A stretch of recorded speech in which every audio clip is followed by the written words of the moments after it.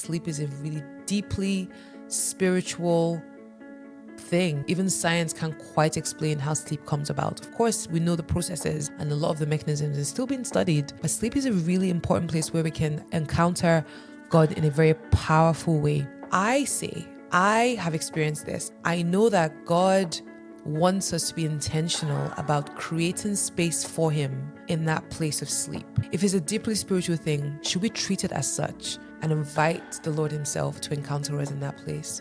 So be expectant almost when we're going to go to sleep, knowing that something wonderful is going to happen. Sometimes we're going to have these encounters that will mark us for life. Hello everybody, welcome back to Travel Light. It's your friend Dr. Unoma. I hope you guys are well. Thank you for joining in. For my new friends, I will introduce myself. I am Unoma and I'm a psychiatrist based in Glasgow, Scotland. And more importantly, guys, I am a child of God and a lover of Jesus. And I just love how much He loves us. And I know that love extends to our hearts and our minds. And I know He wants us to thrive when it comes to our mental and emotional health. So here at Travel Light, we are exploring what it looks like to give God access to that space because we want to enjoy the abundant life that He promised us freely and lightly. So thank you again for joining in. And if you haven't yet, can I just ask you to take a second to hit that subscribe button and also make sure that notification bell is on, because it means that when new content comes out from me, you are first to know and you never miss out on the good things. Yeah. And also, if you have a friend or family friend or brother, sister, whatever that you believe would benefit from what we have to discuss here at Travel Light, can you go ahead and share the video with them? And also like the video, because it means that I get higher on the whole YouTube totem pole and things, and more people get to hear about what we have to talk about here at Travel Light. So can I just say thank you so much again for tuning in. And if you have been tracking with me for a while, you know we have been exploring stress. We've been talking about the science of stress, the benefits of stress, the negative effects of chronic stress. We've talked about what the Bible has to say about stress. And we are now coming to the end of the series. Way! Oh, boo. But anyway, the last couple of episodes we were discussing, have been discussing sleep. We've talked about the science of sleep and the impact on mental health. But today we are going to focus on practical strategies to enhance your sleep quality. We're also going to think about spiritual disciplines and practices that you can employ that can benefit your sleep quality as well. So hope you guys are ready for the conversation. And just once again to stress that sleep quality is super important when it comes to your stress management. Because when you have poor sleep, that can make your stress worse. And that creates a vicious cycle because stress itself disrupts your sleep patterns. And when you're not sleeping that well, it can increase your stress levels and on and on and on and on it goes. So especially when it comes to that phase in sleep where it's deep, very much aware of what's going on around you, that's the phase where we get to enjoy physical recovery and rejuvenation, and our mood gets regulated, our emotional well-being is recovered, and we get to have better cognitive function. Memories that we have had during the day are consolidated, and we build our resilience against stress. So sleep, or during sleep, your hormones that are important for sleep are regulated, your bodily functions are repaired, and again, emotional resilience is built. And that's super important when we're going through stress because we don't know what life can throw at us, right? We don't have control over everything, but we can basically build our bodies up, build our emotions up so that we're ready for what life has to throw at us. So let's jump right into the practical strategies for better sleep. As always, guys, not going to be a hypocrite. There's some things that I am still working on when it comes to sleep. And if you're anything like me, you've probably had phases where you enjoyed really good sleep, right? It was, you're off to bed at 10, up at 6 a.m. and, just such a nice rhythm. And one thing happens, maybe it's an extra demand at work, or maybe a child isn't feeling too well, or there's just a stress somewhere is enough to disrupt that sleep pattern. So I want us to learn ways that we can bring our bodies back into balance and get our sleep back to where it should be. So the first thing is first. It's important that we have a consistent sleep schedule. Yeah, mom and dad were right. Sleep at 8, 9, 10, whatever that time is, it's important that we stick to that and waking up at the same time because your body has this very natural and beautiful clock that works typically in relation to the sun and daylight and nighttime. And when we are in that cycle is beautiful because our hormones get released on time, our bowels are working in the right way, our body temperature is working beautifully. And you've probably experienced this when maybe you're stressed, or even if you work in professions where you're working in shifts, or maybe you've gone on a trip and you had jet lag. I remember one time going all the way to Southeast Asia. Yeah, that's Southeast Asia, right? And of course, because the time zones are different, it really did disrupt our sleep when we're there and when we came back. And that can really throw you off kilter. So in ways that we can figure out how to come back into natural rhythm, that is good. A good way to do that is if it's 10 p.m. you're going to sleep at, make that the time. We stick to that and we set alarms for whatever time we want to wake up at.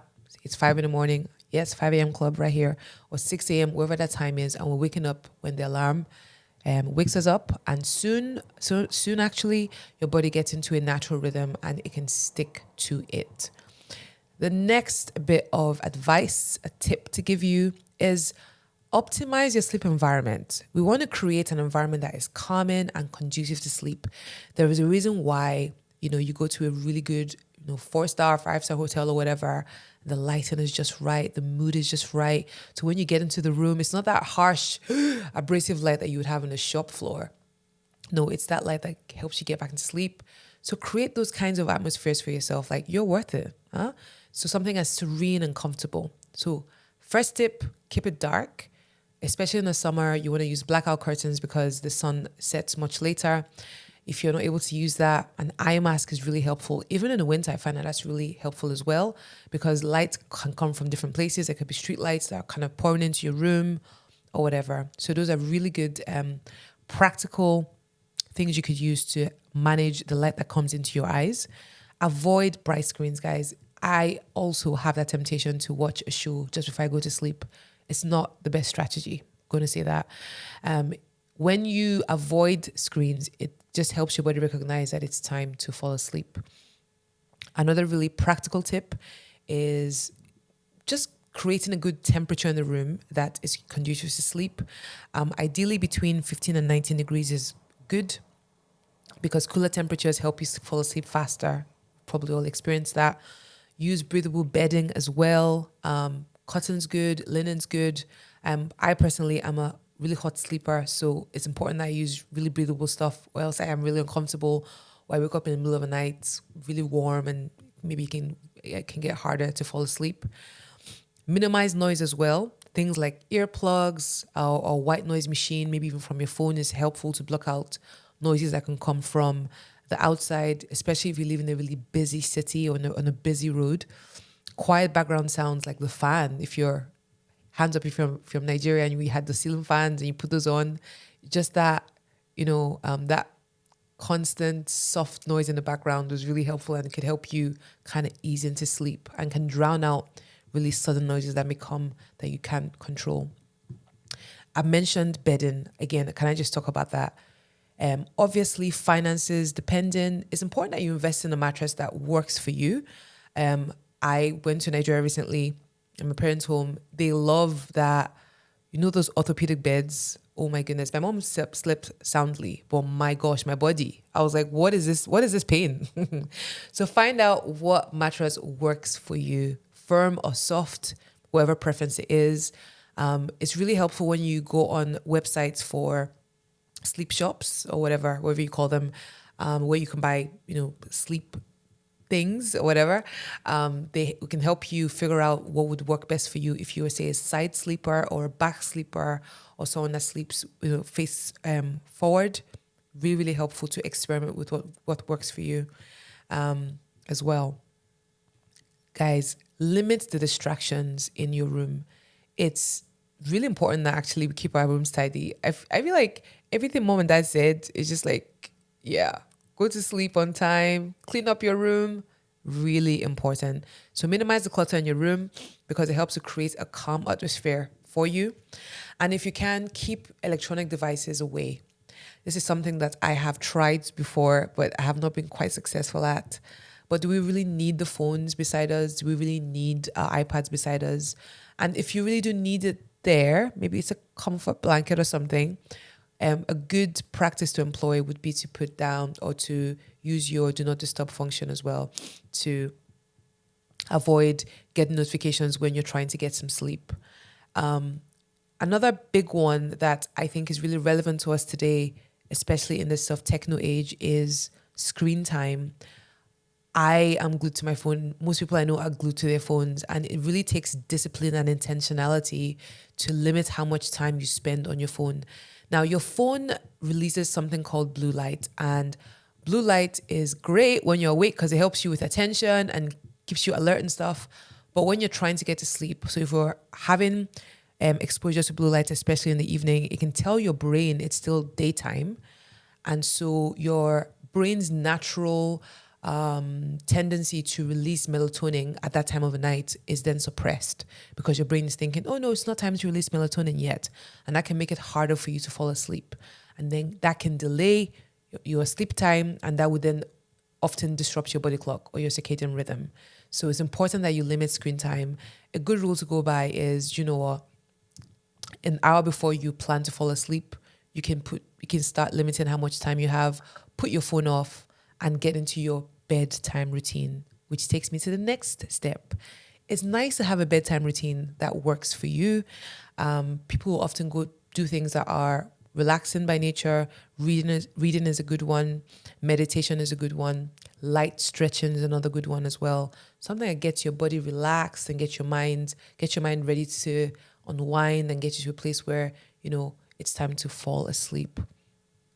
Diet and exercise is a massive one. There's something to be said about balanced diet that is nutritious.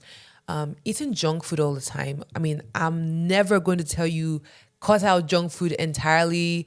I would be such a hypocrite. I love my Haribos, right? But junk food can disrupt your hormones, and we don't want that. We want our bodies to be working optimally. So if we keep those junk foods to a minimum and keep those as, I guess, treats, even though they're not actually treats when you think about it, and make most of our foods nutritious, whole foods, that's really helpful. Now, there's some foods that actually can promote sleep. So foods rich in an amino acid called tryptophan, which helps to produce serotonin and melatonin, both of which are helpful for sleep regulation, are really helpful. So turkey, nuts, and seeds are rich in tryptophan. Another element that has been found to be very good with sleep is magnesium. So that can help you with relaxing your muscles and calming your nervous system, which would make it easier for you to fall asleep. Spinach and almonds are rich in magnesium, so those are worth thinking about. Obviously, you can buy supplements and you can supplement yourself, but it's always wise to involve your doctor when you are trying to supplement yourself with over-the-counter things like that. Complex carbohydrates as well are great. So oats is particularly good for this, for sleep. Whole grains as well. They can help with increasing your serotonin level and promote better sleep for you. In terms of foods to avoid, obviously caffeine is the one thing that we need to avoid. Some people more than others, obviously. Caffeine is found in coffee and tea and chocolate, and it can block a certain compound that helps you to feel sleepy. And it can stay in your system for hours, and that can really disrupt your sleep. So I know some people who, if they drink caffeine in the evening at any time, it can really knock their sleep off. I'm not quite as sensitive. So it's important that you know your body. Another really important one to think about is how much food you're eating or what kind of food you're eating at nighttime. If you're eating heavy meals, super spicy, it's probably going to give you indigestion and acid reflux. It's probably going to keep you up because it's not a pleasant feeling. And if you're eating so much that you're unable to breathe, like I have done before, it's probably going to not help you fall asleep. So it's very important to think about those things as well. In terms of hydration, of course, we want to stay hydrated during the day and keep hydrated. Don't wait till you're thirsty. That's not a good sign. It means you're already quite dehydrated. Keep hydrated as you go. But when you get to nighttime, if you are drinking a lot of water just before you go to bed, it's not winning strategy because you're probably going to wake up 2-3 times during the night to urinate, which is not wonderful. So think about that when you are drinking your fluids. Exercise and sleep, big connection there. So if you are a regular exerciser or indulge in some form of regular physical activity, be it walking or swimming or high intensity training or whatever, if you do that regularly, it can increase the time that your body is spent in deep sleep, which is, as I mentioned, the most restorative part of sleep. That's the one that we really want to get most of. This helps your body recover. It will boost your immune system and support your stress management as well. And if you exercise regularly, it can also help to regulate your body's circadian rhythm, and that can reduce the time it takes to fall asleep and also reduce the frequency of you waking up during the night when you have fallen asleep. But quick caution about exercise. It's important when you exercise, so what time of the day you exercise. If you exercise during the day, that increases your energy, and during the nighttime, it would promote better sleep. However, if you exercise vigorously at nighttime just before you fall asleep, it can actually interfere with your sleep with some people. So it's important to think about that. Okie dokie. Now, I say this often when it comes to you as a person, myself, Unoma. I am not just my spirit. I am not just my body. I'm not just my soul.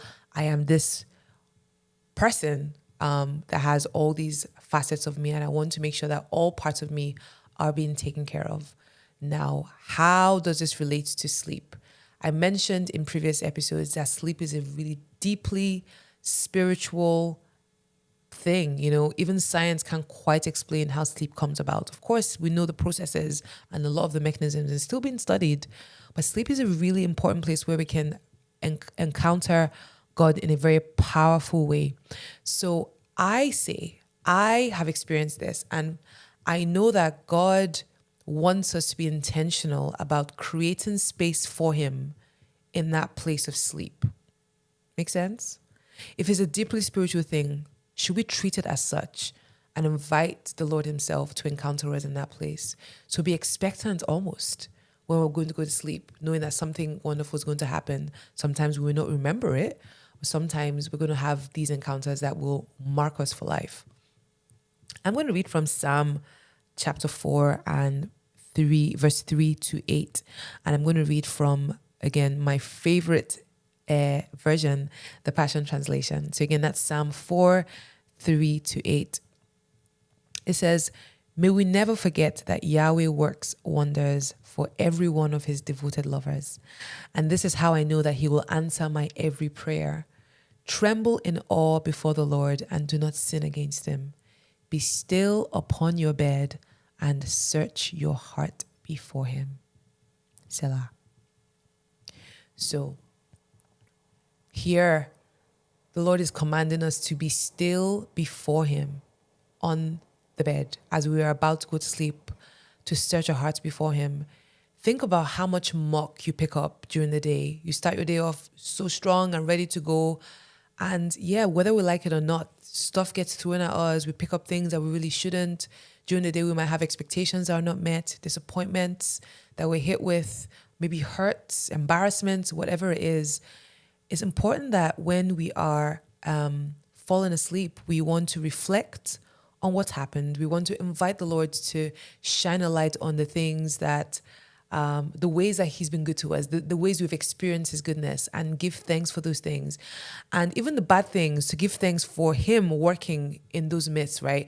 Process the day with him and intentionally let go of the things that will very likely weigh us down if we don't. So the doubts, the offenses, the hurts, the blames, the times where we didn't quite hit the mark during the day. And yeah, let him in and let him have access to that as we fall asleep. Because I have often wondered, like, if sleep is a time where we process information that we've received during the day, do we not want to do that with the Lord first in our waking time? And in a sense, prepare the way for what's going to happen when we're not fully conscious, right? And allow him to bring a right perspective even as we fall asleep. So I believe that this would set the scene maybe for the processing that happens in stage 2 sleep and also in a slow wave sleep that I've spoken about. So it's a good time before we fall asleep to figure out what's weighed us down during the day and be ready to cast our cares to him and release the anxieties to him through prayer, because that can bring about restful sleep. And how many times have you been kept up by troubles or worries or whatever? But if we actively involve the Lord in those things, what does the Bible say in Philippians? Making a request known to him, prayer and supplication, and then the peace of God which surpasses all understanding will guard our hearts and minds, right? So we want to cast our cares to him, let him in, give him all those anxieties, and be still before him and know that he is God. I'm going to jump again to Psalm 4, and we're going to go to verse 5 again. The TPT version says, "Bring to Yahweh the sacrifice of righteousness and put your trust in him. Lord, prove them wrong when they say, God can't help you. Let the light of your radiant face break through and shine upon us. The intense pleasure you give me surpasses the gladness of harvest time, even more when the harvesters gaze upon their ripened grain and when their new wine overflows. Now, because of you, Lord, I will lie down in peace and sleep comes at once. For no matter what happens, I will live unafraid." Wowie. Now, because of you, Lord, I will lie down in peace. So I believe so strongly that as we are getting to prepare for sleep, getting for that wonder, that glory that comes with sleep, God is asking us to invite him into that place as we wind down and as we lie down with him, lie down in him, lie down, revel in his presence. Sleep comes at once. And no matter what happens, we will live unafraid. I love the Psalms, just so wonderful. So many deep truths in them. So rather than processing our day or shutting off what's happened during the day with a TV show, with politics like I often do, which is so terrible because your mind's then super active and you're thinking about things that really shouldn't be on your mind before you fall asleep. Let's meditate on him and we will lie down in peace and sleep comes at once. Amen. So this brings me to integrating prayer and meditation in your bedtime routine. We talked about having a bedtime routine, and this is a powerful thing to do. It can really help manage stress and improve your sleep. I personally can think of times where I wasn't even intending to sleep. Say during the day, I thought I would engage in some soaking prayer and just enjoy the presence of the Lord and just be with him. And I just wanted to just enjoy him. So just soak him in, and as I've spoken about before. And then many times in the midst of soaking, I fell asleep. All right. That wasn't the plan, but it so happened anyway. And initially I used to get quite feel quite guilty.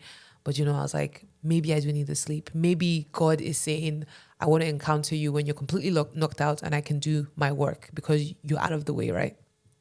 Anyway, but those times I woke up from my slumber after having soaked in the presence of the Lord, meditating on him, enjoying him, and just delighting in his presence. I woke up so refreshed. And it's like I fell asleep in Eden, in the delight of his presence. And what happened when Adam fell asleep in Eden?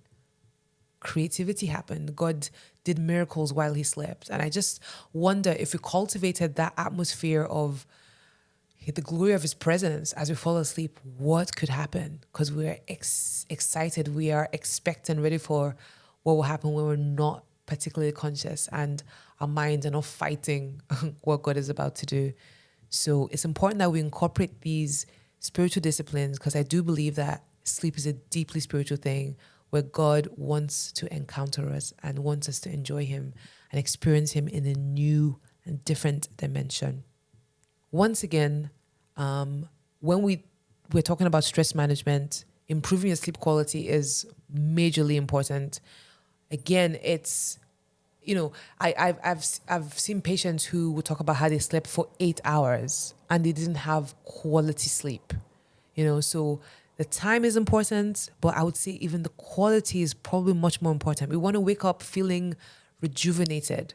After a good night's sleep, your brain is more capable of regulating your emotions, and it makes it easier to manage stress with calmness and clarity. But those moments, remember when you said you've woken up on the wrong side of the bed because you didn't sleep properly, your stress levels they tend to spike, you're irritable, you're anxious, and during the day you don't make the best decisions. So once again, can I just stress, Sleep is a gift for you to enjoy. It will strengthen your resilience. It can help you have a more solution-focused mindset during the day, and you're less likely to become overwhelmed by challenges. And also, it enhances your problem-solving abilities and your creativity. And do you know what? Like I mentioned in previous episodes, we get to enjoy counsel from the Lord. So we learn in, I believe it's in First Kings, it talks about Solomon, and he falls asleep, and he has an encounter with God, and God asks him what he wants. Like that's awesome. I want that. I want to receive wisdom from Yahweh himself whilst I sleep. And there's this beautiful verse in the Psalm 16 and verse 7. It says, I will bless the Lord who has given me counsel. My heart also instructs me in the night seasons. So whilst we sleep in the night seasons, the Lord is instructing us through our hearts, instructing us through our spirits.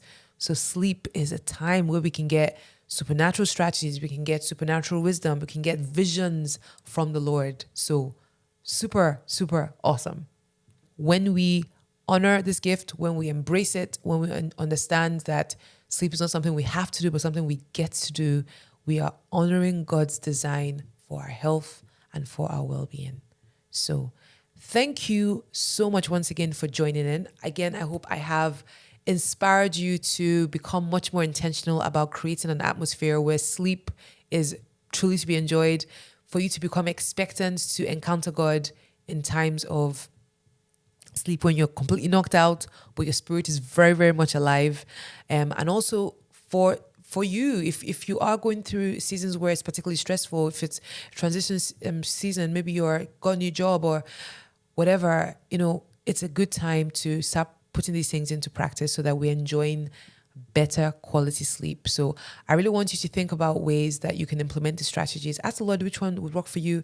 Also experiment. Be a kid. Like try which ones work for you. How can you make your bedroom like your palace and just enjoy this gift that God has given to you?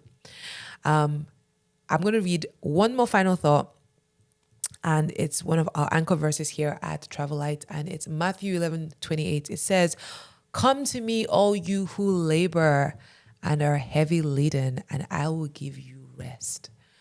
That's the Lord's wavelength. He's all about that rest. He's all about you living from that place of fullness, that place where he is giving you all that you need to give out, that place of being first so that you can do the things that he's called you to do.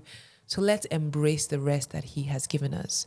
So again, guys, we have come to the end of this mini sleep series and the bigger stress series. I hope you guys have learned a lot. I hope you guys have been inspired to take care of your souls a bit more, to allow Jesus to nourish your souls a bit more, and to also pick up strategies in managing stress and be mindful that, life isn't always hunky-dory, but, you're built for resilience, and there are ways to cultivate that resilience. As I've been mentioning over the last few weeks, we're going to be having a live episode next week to basically crown this stress series. I really want to hear what your thoughts are. I want to enjoy the stuff with you. I want to learn from you. I want to figure out how the series has impacted you. So join me 6 p.m. next Monday, UK time. Join the party. We're going to have a really, really good time. And I'm also going to be taking questions from you as well. So if there's anything you feel like you want me to dive in a little further into, you can send me questions ahead of time. My Instagram, which should pop up right here. And if you think of things on the day, join in as well. Just tell me and we can explore that together. So looking forward to seeing you guys there. Till then, thank you so much again for tuning in. And again, I'm Dr. Unama here, Travel Light. I will see you guys soon. Goodbye.